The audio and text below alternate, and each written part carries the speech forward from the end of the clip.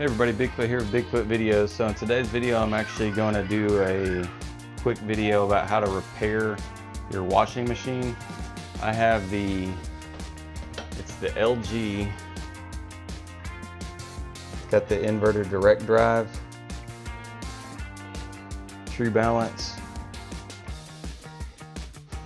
and it is model number WT5680HVA, and there's the serial number there. And what I've determined the problem with mine is it was leaking. It could be a number of different things. It could be seals on the tank. It could be something to do with this drain hose. It could be a clogged up where you put like your cleaner and stuff in the top left. It could be a lot of different things, but you got to figure out where the leak's coming from. Mine was coming from this side underneath the foot right here, and so I'm pretty sure, and then you have to run a cycle and see when it starts leaking as well. And it started leaking when it tried to drain the water out of the tub, and I immediately noticed something didn't sound right with the pump. And then of course I could see water coming out from, and I could see rust already down here, so I was like, I'm pretty sure it's coming from right there. Probably been leaking real small for a while, but basically it either some kind of a seal or a hose, something. And so something is going on down here with the pump. Mine, it seems like the housing probably has just cracked. I don't know if it just got old. I mean, this is like a 10 or plus year, this is probably a 10-year-old or more. Well, I know for a fact it's 10 years old because it was manufactured in 2015. You can actually see that on these stickers, but I confirmed it with the serial number. So my pump housing basically broke, and so it can't build up pressure, and it probably has been running dry essentially, and I think the motor, the pump itself has actually gone bad as well, so it just doesn't sound right. So pretty easy. I got this new pump off of Amazon. It's a genuine part. It came with a wiring harness as well. I'm probably not going to use that. I'm probably just going to keep the same wiring harness because I don't want to mess with plugs if I don't have to. So I'll just unplug the plugs on the old one, plug them back in here, and then rehook up the drain hose and the inlet hose here from the tank, and then bolt it back down on to the new bracket that's not rusty. I think this goes, it goes just like this, so I'll probably attach this to my pump before I install it. There should be 3 number 10 bolts that I can get to pretty easy after I get these hoses out of the way, and then I can get it out and then get to the plugs on this back side here and swap it out. So I'm probably gonna time lapse most of this clip, most of this part, and I might voice over. I might not. And I'm going to try to not get in the shot as much. It's kind of a tight space to work on.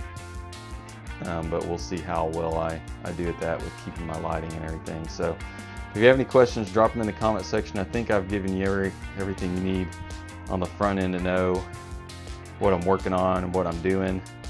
And this will probably generally apply to a lot of different washers, at least these LGs, top loaders. So, but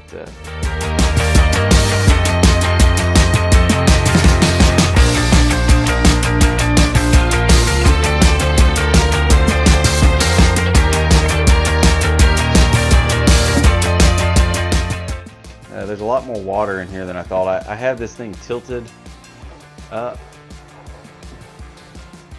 hoping all the water would go to the other side, but there's a secondary reservoir in here if I'm not mistaken, and it's obviously more full than I realized. So I've got this old big paint pan for an 18-inch roller that's shallow enough for me to fit under here, and I'm going to try to drain as much of this water out of here as I can. It's gone sour, so it stinks like eggs.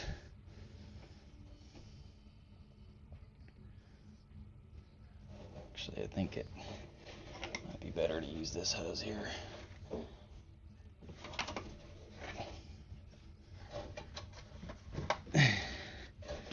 just gonna film this real time. There we go.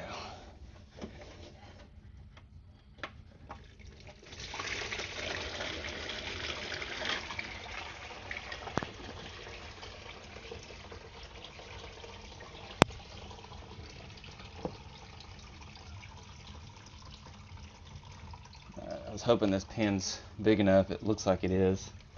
Can't see a daggum thing though.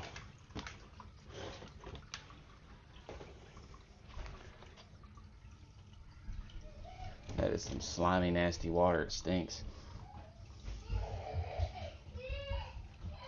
God bless America. It's like you can't see a daggum thing.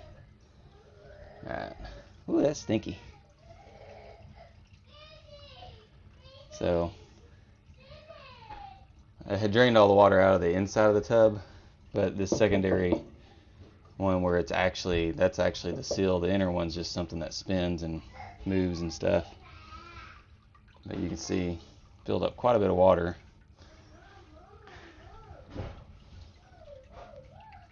So I guess I'll just leave that in here until, and just let it keep draining in there, because that hose has got to stay unhooked anyway. So I'm gonna put it back on time lapse, and hopefully it doesn't just keep filling up. If it does, I'll soak it up with some towels and put it in the.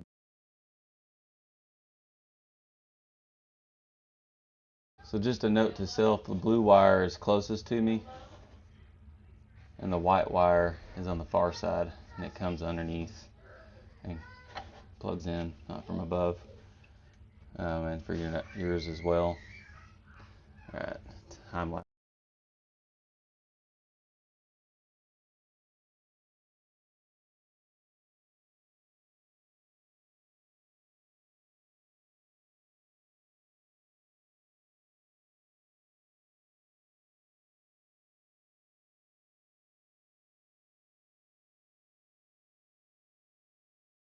All right, so I just got it all buttoned up. As you can see, what I did off camera a little bit was the new pump came with a brand new bracket, and so I was putting that bracket on the new pump. But I wanted to show you it actually, I don't know if you can see that. Let me use this drill bit to point. Way back in here, you can see it looks real brown. That's supposed to be white back there. So there's like a metal housing.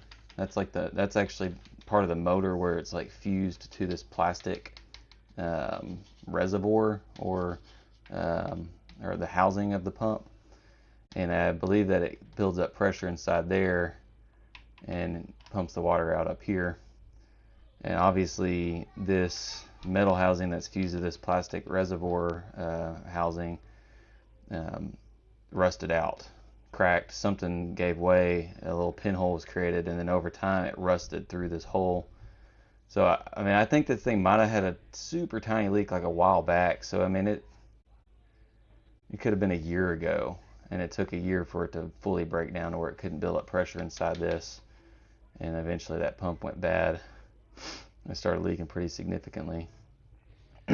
So that's what happened to mine. I don't think you'd ever be able to see it on a camera, but it's right in there. I might try to take a picture. Well, whatever I just did kind of disrupted that smut in there. So, but that's pretty much it. And then obviously now is a good time to kind of clean up the inside. So there's some kind of a little sensor down in there. I'm not really sure exactly what kind of sensor it is, but I'm gonna clean up that because it's a little bit dirty. And then I'm gonna run a test load before I actually button the back of this back up. But probably won't video that because that's pretty straightforward.